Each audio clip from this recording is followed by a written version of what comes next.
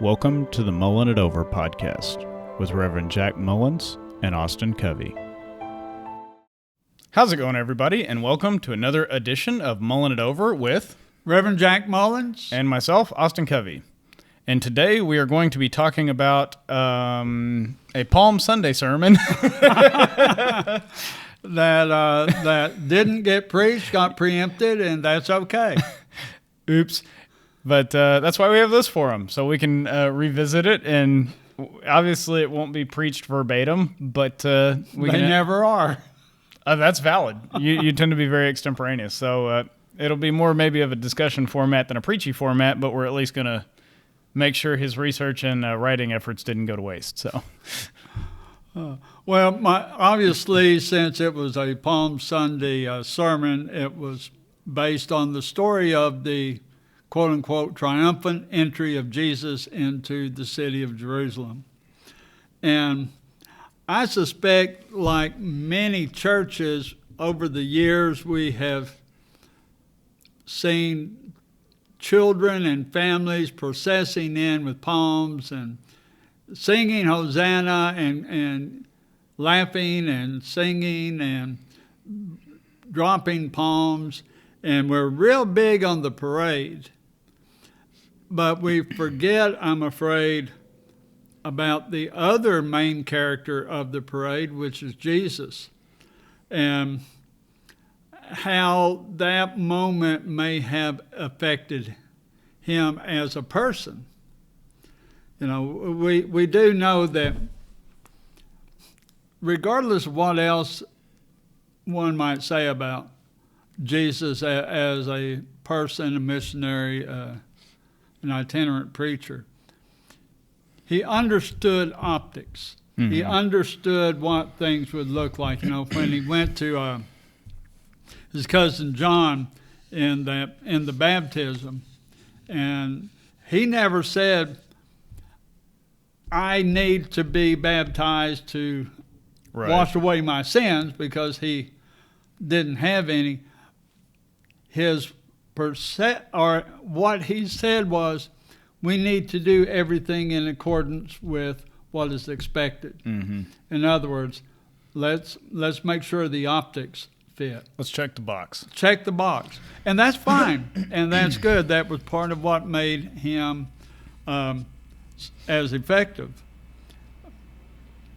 And I guess it's from listening to Jesus Christ Superstar too many times over the years, and the Song of Gethsemane, which the Jesus character sings, is a very dark and moody and heart-rending song. But it points out to me, I think, that even in the moment of the entry, Jesus was coming in, I would feel certain, with a certain element of melancholy. He came in, hey, this is supposed to be a time of celebration for all of Jerusalem, for all of the Jews, and yet I suspect he was very conflicted because he knew what was at the end of the parade for him. He knew it wasn't going to be a good time. He knew it was not going to be a good time. Everybody else thought there was going to be a coronation, and he knew there was going to be a funeral. Now, he also knew, to one extent or another, what was on the other side of the funeral. Right. But you got to go through the funeral first. That's it. I've heard people say before, like, you know, oh, why was he sad? He knew he was going to live. It's like, that didn't mean that it wasn't going to stink in between here and there. You know, like, he still knew he was going to be miserable in between here and there. He had to die to get to that other side. And it wasn't an easy death. No, not at all. So I remember as my father was in the final stages of emphysema, he commented to me, he wasn't afraid of death. He was not looking forward to dying. Right. He knew what death held by faith. He did not know what the dying process would hold for him. And I suspect to an even greater extent that was true for Jesus. Yeah. You know, my wife Sherry, she is a fangirl of old westerns, Gunsmoke especially. She's like Gunsmoke. And one thing that they all tend to have in common, which is based on a certain degree of historical accuracy, is that with every hanging, there's a party. There's a street party. It's almost a carnival atmosphere. And I suspect that there is an element of that surrounding the entry of Jesus into Jerusalem. You had a crowd that was all pumped up, all hyped up, and here Jesus was, in a sense, going to the gallows. Yeah. And I don't think anyone, probably not even his disciples at that point, could understand that. They couldn't get their heads around it. Right. He had been trying and trying and trying, I think, to get them to understand. But it's just something we tend to reject intellectually when someone comes up to you and says, when we get through this, I'm going to be dead. Yeah. And they're going to crucify me. You know, you just tend to intellectually reject those kinds of comments. I wonder if some of that is because you think, oh, no, you're a great guy. They'd never, you sort of, maybe impose is not the right word, but you sort of put the way that you see somebody onto other people. Yeah. And you think, oh, well, but you're a great guy, and they would never do that to you. And it's like, well, just because that's how you see them doesn't mean that's how that's right. everybody necessarily sees them. Yeah. Projection of that's a good word. Attitudes and perceptions of people can blind you to what's really going on. Yep. The moments of that procession, and as it led to the events surrounding Passover, he had to go into it with a certain degree of, I want to join with you in this celebration, but I'm heartbroken at the same time. I had a nephew whose wife passed away recently, and a month before her passing, they celebrated her birthday, knowing it was going to be the last birthday. And the incongruence of, we're celebrating your birthday, but we want to be happy with you, but we are heartbroken at the same time. And how do we reconcile the two? Because we know what's coming. We know what's coming. When something I don't think gets talked about a lot, I'm sure you've seen this in real life, not that the Bible's not real life, but you get what I mean. We used to sort of joke that a party can turn into a fight real quick. Yeah. When people get really ramped up, that emotion can, when the emotion meter goes up, it can swing from one side to the other real fast depending on what's happening. And so you think about how amped up everybody was for the palm branches and the parade and everything, and that sort of heightened emotion stayed there all week. It just kind of flipped. That's right. Flipped to a different side. And hyper-emotionalism can be redirected. Right. That's what And to the positive and to the negative. And you had some folks, I think, in that moment who were very adept at switching it over to the negative. They were certainly willing to redirect the dialogue. Because I'm not sure that the crowd came down all week. It seemed like there was a heightened state of emotion all week. It just kind of flipped from one side to the other as opposed to people chilled out. Right, because you went from according to the timeline that we tend to accept and embrace, you shift from the parade coming into town.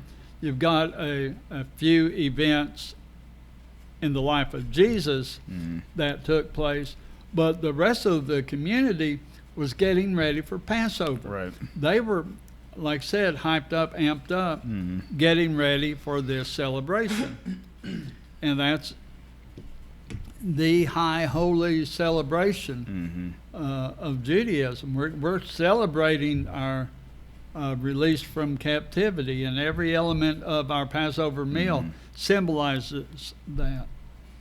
And you bring us up to that point, and then things take a sudden turn, and there's that emotional drop that you have to try to compensate for.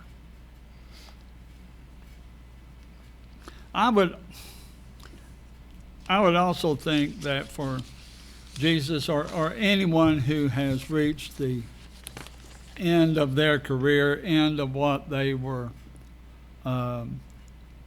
assigned to do, if they didn't feel that they were finished, that if they weren't done yet, there's a sense of leaving things incomplete, a lack of closure on that part. I cannot help but think that Jesus had rolling around in the back of his mind somewhere this idea, especially as he was in Gethsemane. Father, there are things I haven't finished yet. There are people I've not yet healed. There's message I've not yet preached. There's work still to be done. Work yet to be done. It's too soon. I'm not ready. And yet everything comes back around to, but I'm not the one in charge. Not my will, but yours be done. And the Gethsemane moment in Superstar takes a very dark turn on that conversation, because Jesus is saying, bleed me, beat me, hit me, hurt me, do with me what you will. Yeah. In a sense, as graphic and almost gruesome as it is, he's saying, I know this is coming. I know all of this is going to take place. It's out of my control. It's all in your control. If it were up to me, I'd be by the lake. Yeah, I'd probably rather not if it was up to me. Yeah. But he recognized that it was not up to him. And could he have made the decision finally, I'm not going to do this? I have to believe, as a person of free will and the ability to choose, he could have. He could have done that, but he chose not to. He chose to accept the will of God. That would be a really interesting what-if conversation. Yeah. What if Jesus didn't? What happens then? And that... Boy, that's a rabbit hole. That is a rabbit hole. From the Islamic perspective, had Jesus not been interfered with and been allowed to complete the ministry and the delivery of what we refer to as Gospels, then Quran would have been presented in that moment, because Jesus was a messenger and one who was to deliver Quran, the word of Allah. But people got in the way, people interfered. He was unable to complete the mission. Task. Yeah. So who knows? You're right. That's a rabbit hole that... That'd be a series of podcasts. Oh, man. And you'd be chasing your tail forever, because it's all mental gymnastics. Yeah, that's why it's interesting. Yeah. But no, I personally agree with you, though, that it was a conscious choice on his part to say not my will, but yours, and to sort of fall into line, for lack of a better term, fall into the plan. Yeah, I've got this sense with so many of those biblical moments. If you're simply following the script, then there's no choice, there's no sacrifice. For there to be sacrifice, there has to be volition. Right. It has to be a choice. Has to be a choice. And part of the power of the moment is in the choice. Yeah, I agree, because you're not, if there's no choice, like you said, it's not a sacrifice. You can't sacrifice something you never had. Yeah. So if you didn't have a choice, you can't sacrifice it. You know, the story of Judas as one who betrayed Jesus. There are those who would argue that Judas had no choice, that was his destiny. And I can't, I have trouble with that, because that makes it all mechanical and takes the humanity and the free will out of it. Well, you and I have talked about this before. I certainly think he had a choice, but I maybe am of the belief that he was expecting Jesus to be somebody different than he was. I think so, absolutely. So I think, not to be an apologist for Judas, but I think sometimes maybe we scapegoat him as this like terrible evil. I mean, what he did was bad. Like selling, handing over anybody to get crucified's a bad business. Yeah. But I wonder if maybe he felt a little shorted because he didn't get the Messiah he wanted, for lack of a better term. Well, I think that's certainly part of it. He may not have fully understood the ramifications of his actions. You mean that they were going to crucify him? Yeah. I think he felt as though he were probably backed into a corner because, for 3 years I've been backing you and defending you to the people whom I represent, and you're not living up to my expectations nor theirs. And almost function as a representative, in a sense, yeah. And he was of kind of an extreme viewpoint, representing an extreme group of the populace. When I think like what you said about he may not have known the full extent of what was going to happen, I think maybe what he did afterwards, as far as killing himself, indicates that either he didn't get it, or when somebody told him, that was a little different than hearing it and observing it can be two very different things. So if you expect they're going to throw him into prison for a while, and if that's your expectation, that's bad enough. Right. But then to come to the realization, no, that wasn't it. They had every intention to assassinate him. Right. And you're responsible. You did it. You were the linchpin. Yeah. For the lynching. Yeah. Well, yeah. Metaphorically. I don't remember if this is specifically stated. Do you think that they had the intention from the beginning of killing him, or did the crowd get kind of ramped up and that just pushed them where they went? Oh, I think they intended. Okay. Because I was thinking if they just wanted to make him go away, prison's a very, effective way to do that. But the crowd got pretty ramped up and was... Well, they were ramping the crowd up, and I think their goal from the very beginning was to have him crucified, and the Roman governor said, "Nah, you're not. I'm not doing it." Right. He has not violated a capital. He has not committed a capital offense according to Rome. Hasn't broken any serious Roman laws. Yeah, if you want to kill him, that's on you. And then they went back and said, "We have no mechanism to commit someone to death." Right. And so they figured out a way, though. They figured out a way. They did indeed. I think their hope was to find a way to do it that would be palatable and would not make a martyr of him. Yeah, it didn't work that way. No, that didn't age well. 2,000 years later, we're still talking about it. So yeah. So, you know, to me, the whole week has a shadow cast over it because, like I said, I just can't let go of what Jesus must have been experiencing emotionally, intellectually. Most of those around him didn't get it until the last minute.